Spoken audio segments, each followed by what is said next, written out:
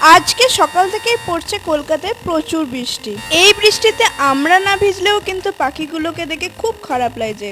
ওদের যদি নিজস্ব ঘর থাকতো তাহলে কতই ভালো হতো, তাই না? তো যাই হোক, আজকে বিকালবেলা আবার গেছিলাম আমরা পার্লারে, কারণ পার্লার থেকে আইব্রো করিয়ে কিন্তু আমরা সোজা গেছিলাম রুটি কিনতে। আর দেখো, আমরা কিন্তু এরকমভাবে মাঝে মধ্যেই রুটি কিনতে বেরাই, কারণ রুটি আমরা বানাতে পারি না ঠিকঠাক করে। আর দেখো, রাজ কিন্তু এখানে আজকে খাচ্ছে ফুচকা, আমাকে ছাড়া একা একা ফুচকা খাচ্ছে। আর আমি ওকে বলেছিলাম খাচ্ছ যখন একবারে শ্যুট করে নিও, কারণ ওকে না বললে কিন্তু ও নিজে থেকে কখনোই মিনি ব্লগ স্টার্ট করে না। তো এবার থেকে আমি বলেছি আস্তে আস্তে ওকেও মিনি ব্লগ স্টার্ট করতে, ওকেও ভয়েস ওভার দিতে। তো দেখো, মেলার ওখান থেকে কিন্তু ও যাচ্ছিল, মেলার পাশ দিয়েই ঠিক, কিন্তু কত ভিড়, বাট ও একদমই ঢোকেনি মেলাতে, কারণ আমি দুর্গাপুরে নেই।